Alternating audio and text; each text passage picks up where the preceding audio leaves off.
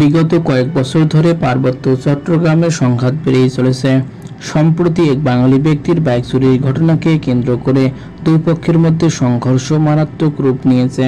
পার্বত্য চট্টগ্রামের 3 জেলা রাঙ্গামাটি, বান্দরবান, খাগড়াছড়ি, মূলত এই জেলাগুলোকে নিয়ে আলাদা স্বাধীন জুমল্যান্ড রাষ্ট্র গঠনের গুঞ্জন শোনা যাচ্ছে। অনেকে এই ঘটনাকে ষড়যন্ত্রের ইঙ্গিত দিচ্ছেন। ভারতের মদদ নাই, এটা একেবারে অস্বীকার করা যায় না। তাহলে জুমল্যান্ড কি গঠিত হচ্ছে? বিস্তারিত জানবো এই পর্বে। আপনি যদি আমার চ্যানেল নতুন দর্শক হয়ে থাকেন, অনুরোধ করব সাবস্ক্রাইব করে বেল আইকনটি বাজিয়ে দিন। জিয়ার শাসন আমলে বিভিন্ন জেলা থেকে ভূমিহীন বাঙালিদের মধ্যে থেকে লাখেরও বেশি পুনর্বাসনের মাধ্যমে বসবাস করছে এই অঞ্চলগুলোতে। মূলত তখন থেকেই বাঙালি ও পাহাড়ি উপজাতিদের সাথে সংঘাতের সূত্রপাত। তারা দাবি করছে এই অঞ্চলগুলোতে তারা আদিবাসী এবং বাঙালিদের তাদের উপর জোর করে চাপিয়ে দিয়েছে। নৃগোষ্ঠীরা নিজেদের আদিবাসী দাবি করলেও আসলে তারা আদিবাসী নয়, বরঞ্চ বাঙালিরাই এখানকার আদিবাসী। তারা কয়েকশো বছর আগে এই অঞ্চলের উপত্যকায় বসবাস শুরু করে। আদিবাসী তাদের বলা হয় যারা আদিম যুগ ধরে ওই স্থানে বসবাস করে আসছে। পার্বত্য চট্টগ্রামে যে 13টি উপজাতি বাস করে তারা মিয়ানমার ও ভারতের 7 সিস্টার্স রাজ্য থেকে চলে আসা উপজাতি। উপজাতিদের মধ্যে সংখ্যায় বেশি ও প্রভাবশালী উপজাতি চাকমা। চাকমা মূলত মিয়ানমার ও আরাকান অঞ্চল থেকে চলে আসা উপজাতি। ত্রিপুরা উপজাতি ভারতের ত্রিপুরা রাজ্য থেকে চলে আসে। ত্রিপুরা রাজা গোবিন্দ মাণিক্যের অনুসারী বা তার আত্মীয় স্বজন প্রতিপক্ষের কাছে পরাজিত হয়ে 1661 সালে পার্বত্য চট্টগ্রামের মাতামুহুরী নদীর উপত্যকায় পালিয়ে এসে বসতি স্থাপন করে। তারাই মূলত ত্রিপুরা উপজাতি।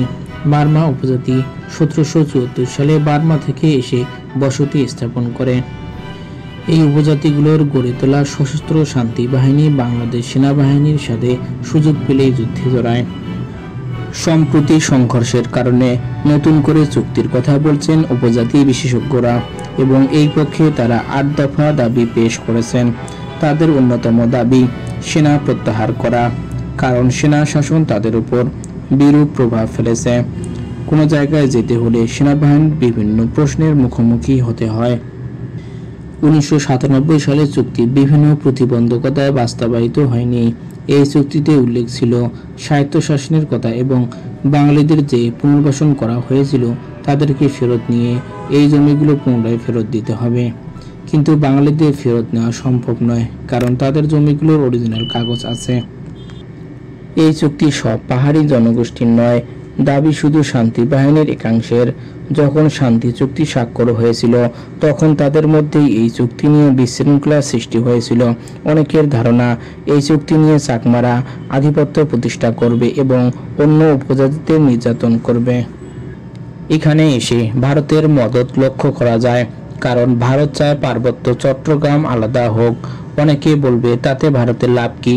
ভারতের 2টা লাভ: বাংলাদেশের উপর রাজনৈতিক চাপ সৃষ্টি, 2 সমুদ্র অঞ্চল দিয়ে পার্বত্য চট্টগ্রামে এসে 7 সিস্টার্সে শক্ত অবস্থান তৈরি করা।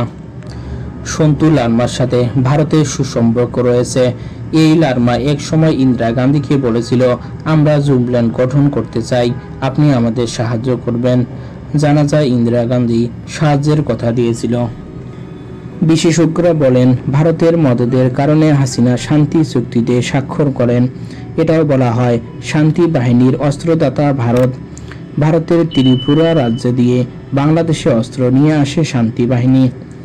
ত্রিপুরা রাজ্যের কোল ঘেঁষে শান্তি বাহিনীর প্রশিক্ষণ ক্যাম্প রয়েছে।